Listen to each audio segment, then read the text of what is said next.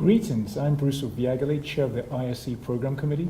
Hello, my name is Peter Panagos. I am the Vice Chair of the Stroke Council. Hi, I'm Miguel Perez-Pinzon. I'm the Vice Chair of the ISC Program Committee. So this is the conference wrap-up discussion. Peter, what did you find exciting about the conference?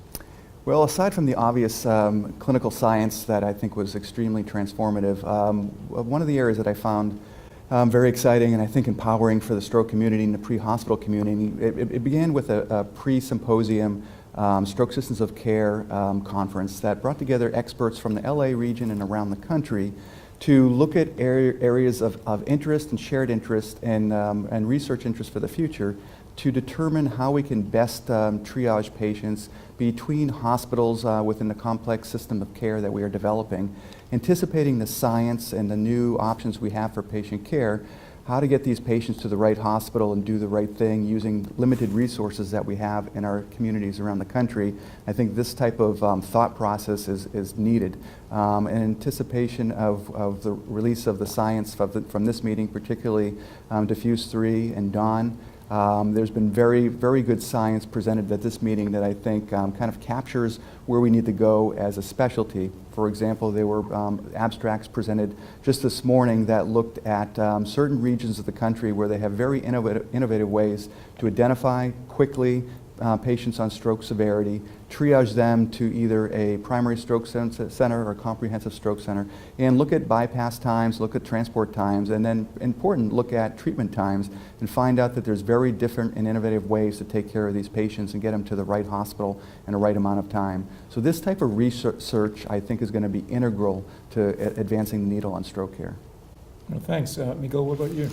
So I was very interested in many of the symposia on basic science. We really had some great speakers, great presentations. For example, there was one on astrocytes, on the role of functional recovery and repair following stroke. That was really an exciting symposium. I saw another one on gender differences in stroke.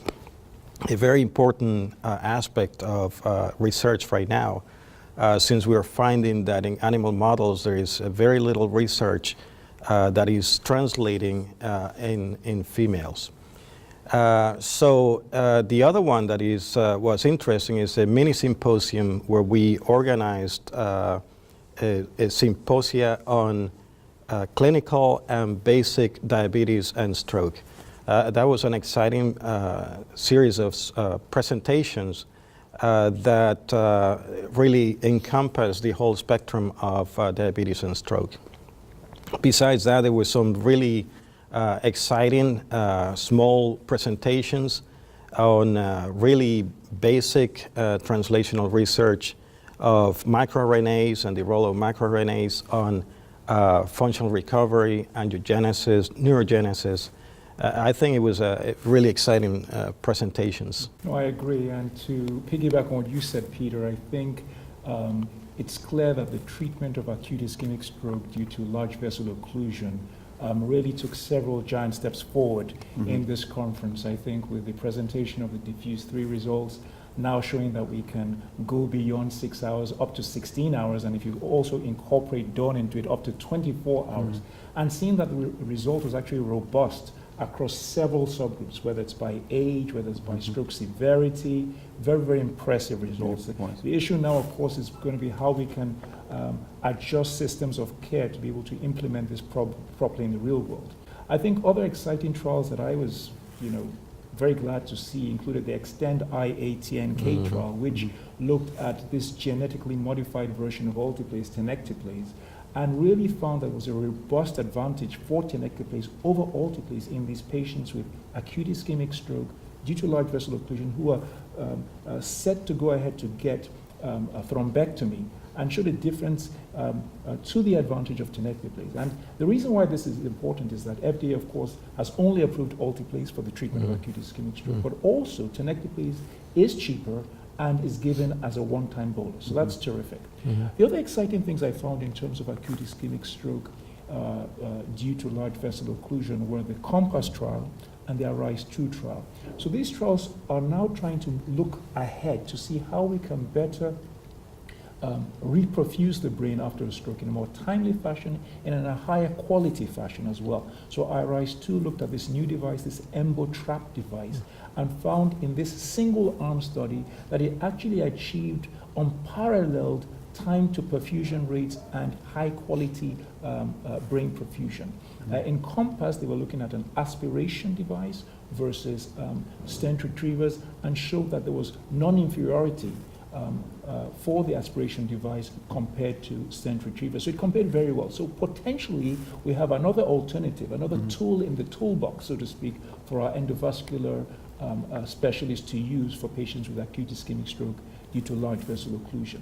But it's not all just about acute ischemic stroke, even though I should point out, of course, that we also had the unveiling of the acute ischemic stroke guidelines here, which was standing room only, so to speak. It generated a lot of interest.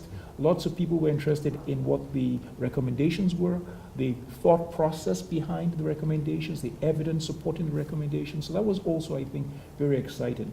But there was another COMPASS trial, so there were two COMPASS trials in this presented at the conference. One, of course, I just mentioned for acute ischemic stroke. The other one looked at rivaroxaban plus aspirin versus aspirin alone, and very impressive results. Now, the main results were published last year, but this particular study looked at just stroke outcomes. And what we saw was that the combination of rivaroxaban plus aspirin compared to aspirin alone reduced the risk of a stroke by 48%.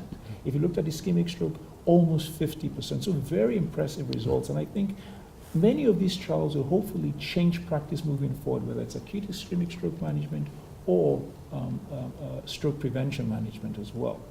What else did you see that you liked?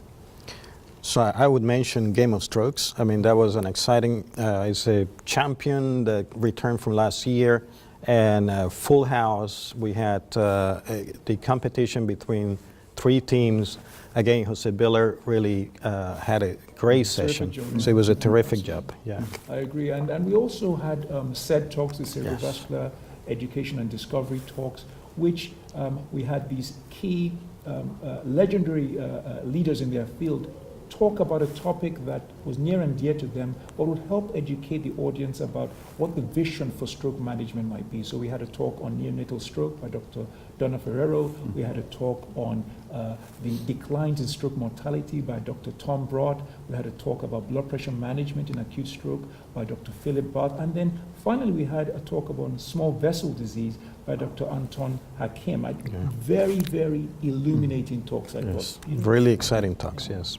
I agree. I think all of that advancement of science, plus the guidelines and the new data that's out there, and the discussions that are occurring outside the conference rooms, was really, I think, empowering and exciting to listen. And I know the guidelines, as the flagship guideline of the American Stroke Association, was anticipated, and I don't think it disappointed. I think there are a lot of areas in there that actually challenge people's paradigm on how they manage stroke, and it's going to require them to go back and sit in their conference rooms and their boardrooms and really kind of evaluate how they manage their stroke patients. And I think the only people that are going to benefit from that are our patients. So that's a very exciting thing, and that's a great change. Completely agree.